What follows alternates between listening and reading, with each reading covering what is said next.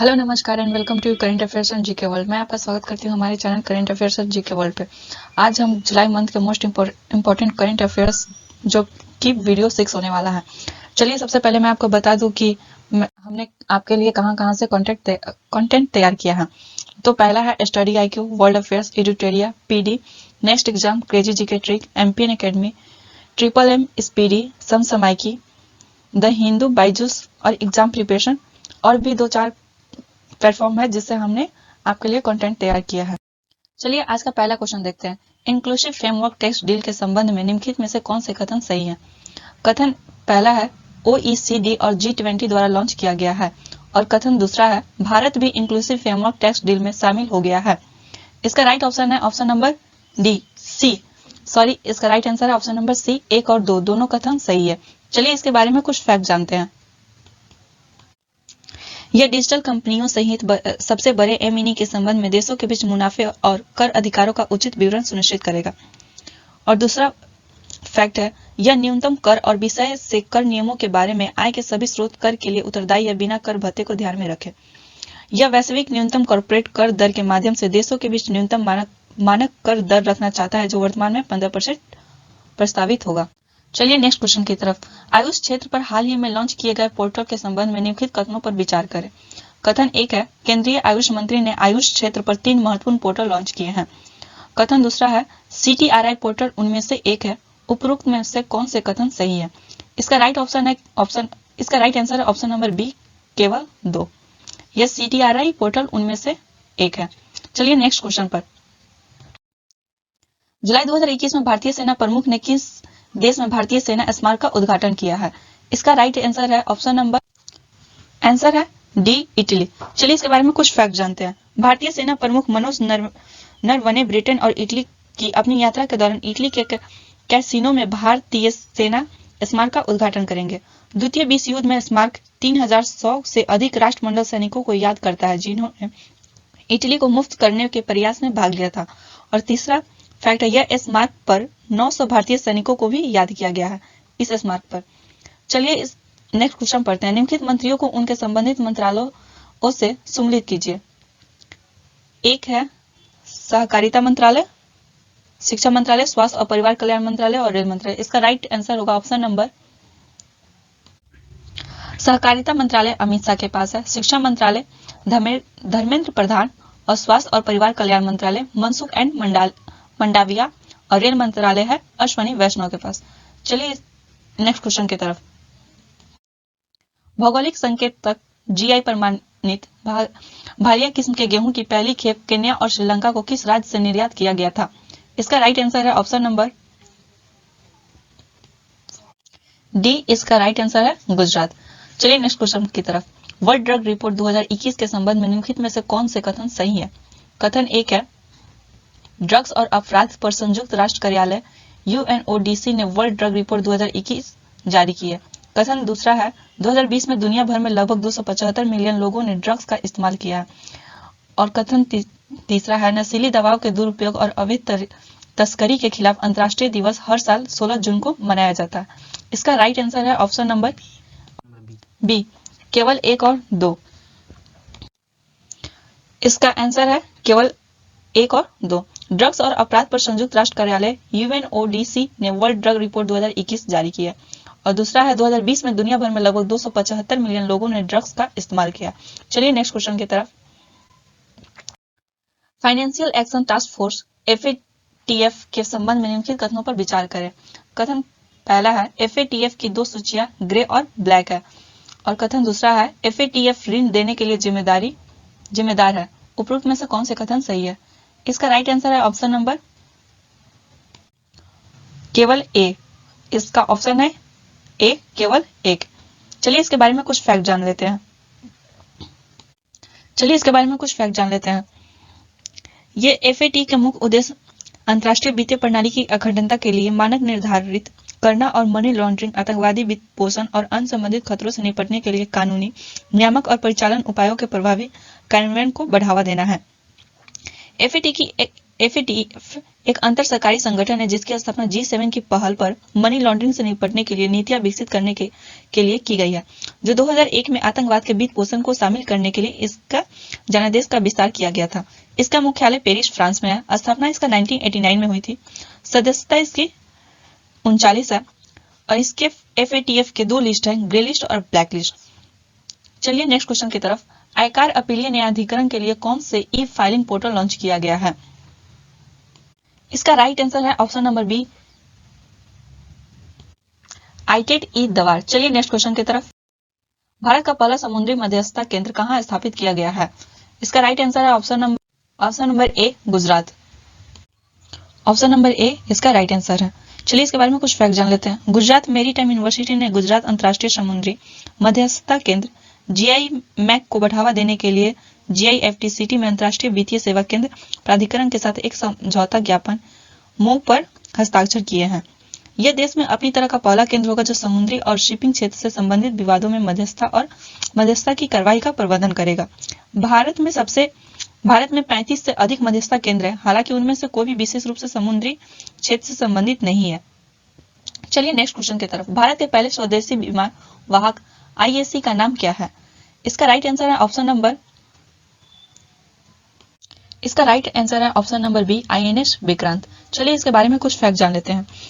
रक्षा मंत्री राजनाथ सिंह ने कोची में मेसर्स कोचिन शिपयार्ड लिमिटेड द्वारा निर्मित प्रथम स्वदेशी विमान वाहक पोत INS विक्रांत के निर्माण की प्रगति की समीक्षा की है।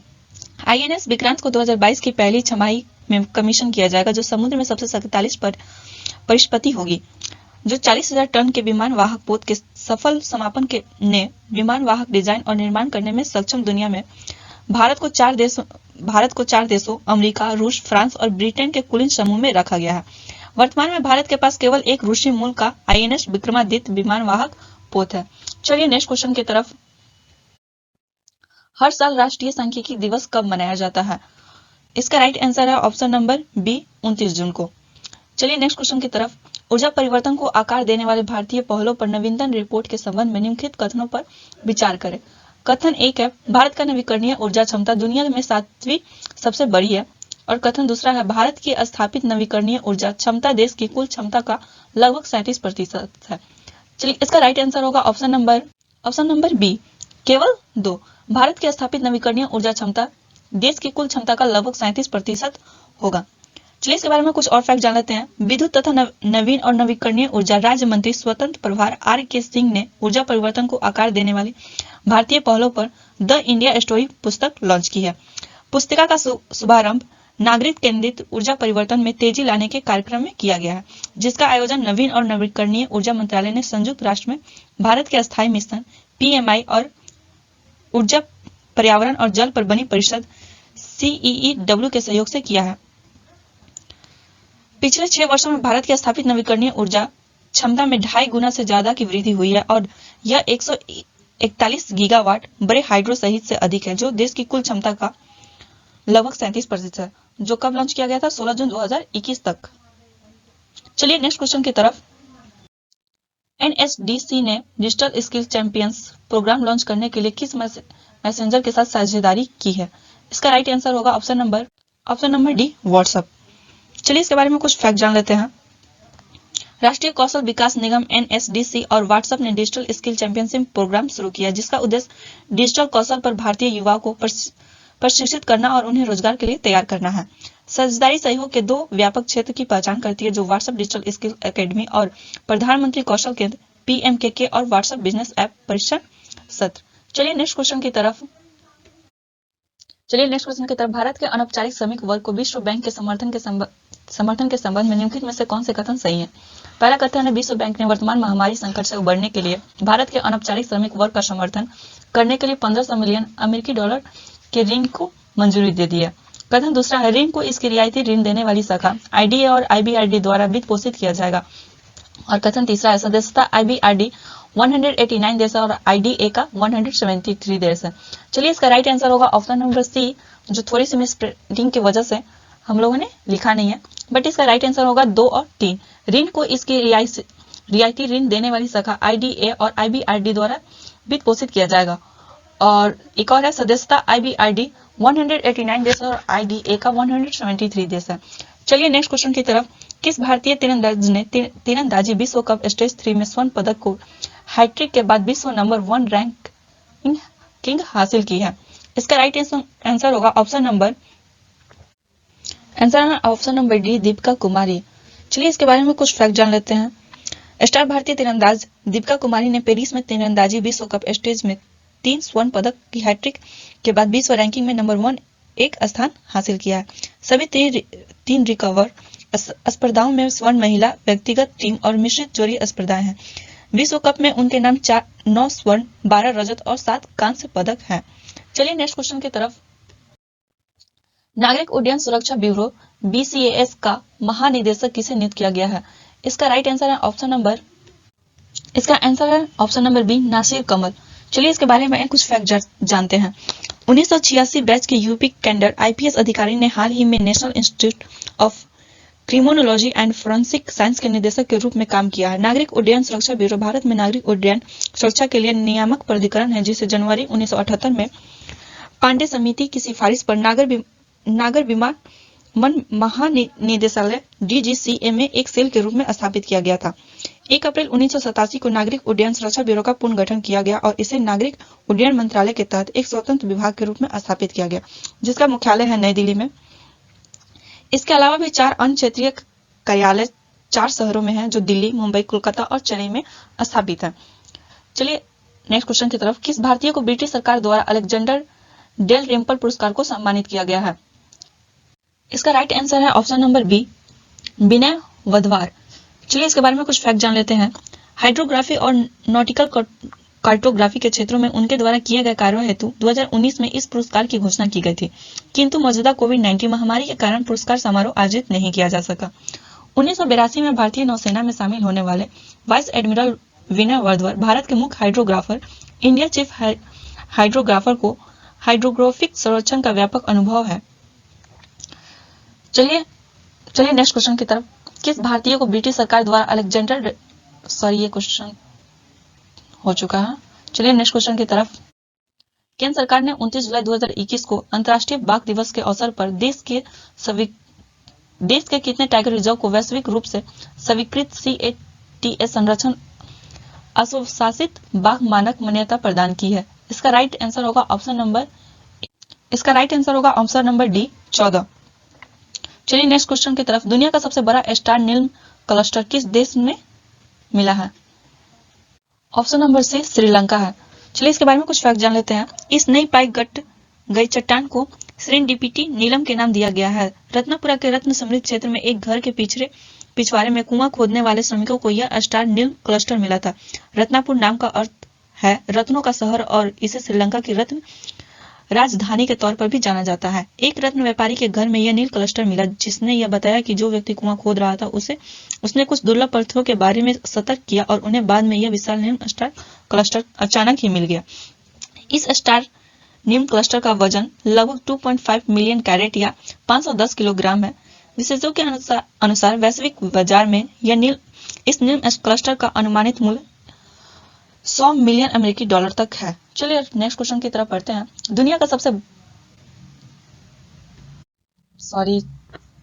राजा मिर्च की एक खेप को हाल ही में पहली बार लंदन निर्यात किया गया। किस राज्य को इसका भौगोलिक संकेत GI टैग प्राप्त है? इसका राइट आंसर है option number D, Nagaland.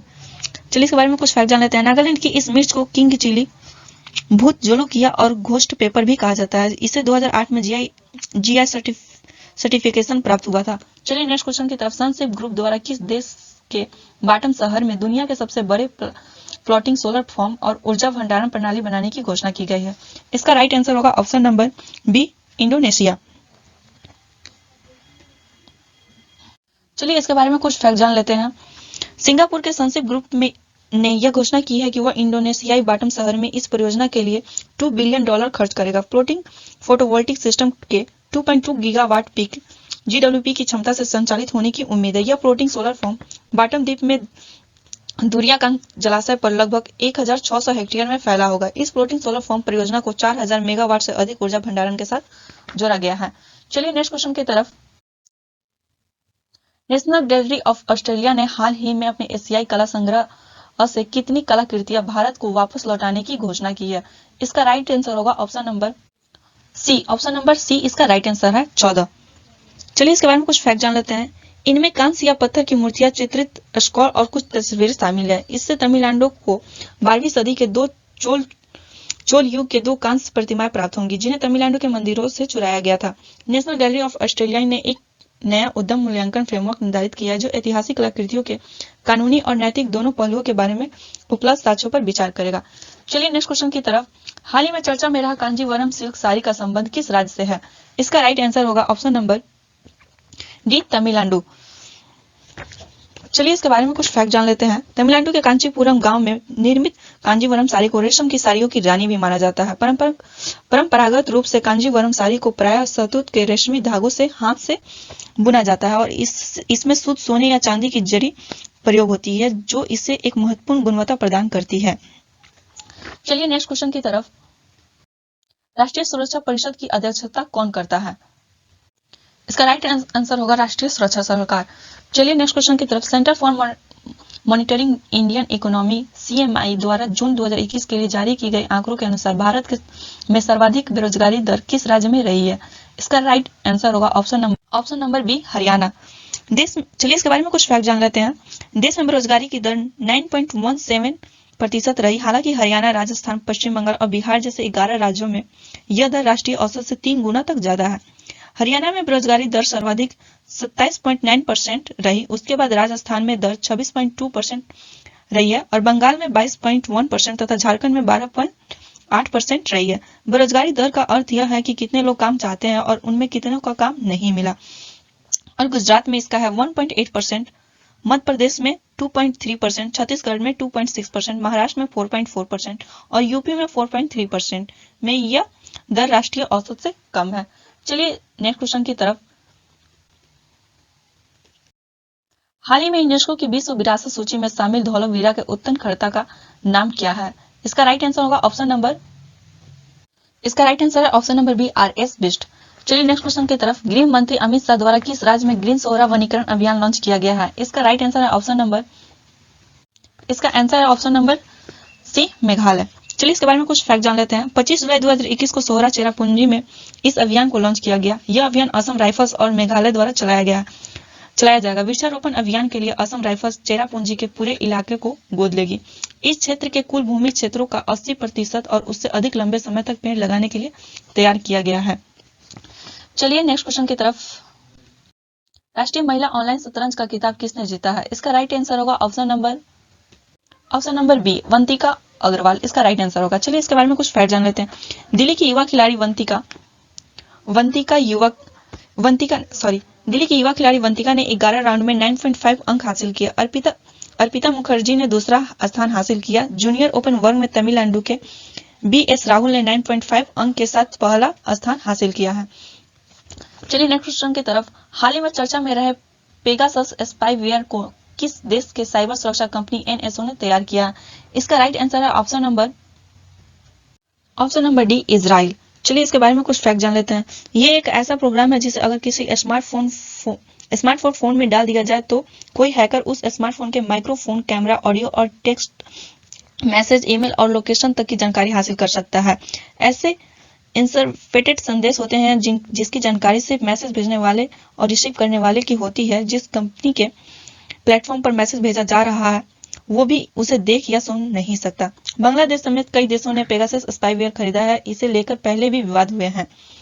Mexico से लेकर सऊदी अरब की सरकार तक पर इस इस्तेमाल को लेकर सवाल उठाए जा चुके हैं। चलिए नेक्स्ट क्वेश्चन की तरफ। यूरोपीय संघ EU ने 2030 तक ग्रीन हाउस गैसों के उत्सर्जन में 1990 के स्तर से कितने प्रतिशत की कटौती करने का लक्ष्य निर्धारित किया है?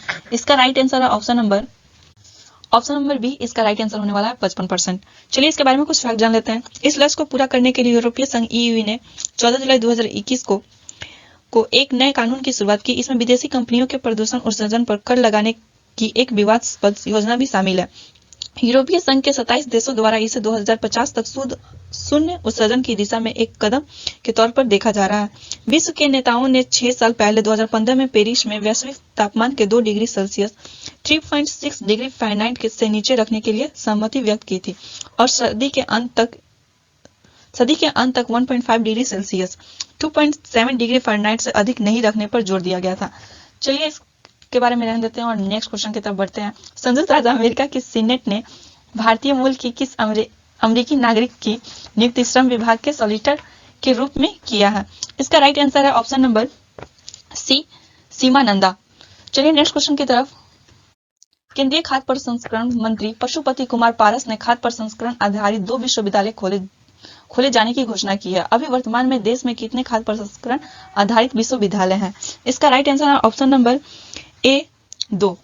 चलिए इसके बारे में कुछ फैक्ट जान लेते हैं। जो खाद्य प्रसंस्करण आधारित एक विश्वविद्यालय उत्तर बिहार में और दूसरा उत्तर पूर्व राज्यों में प्रस्तावित है। अभी देश में खाद्य प्रसंस्करण आधारित विश्वविद्यालय केवल हरियाणा के सोनीपत और तमिलनाडु स्थित तंजावुर में है।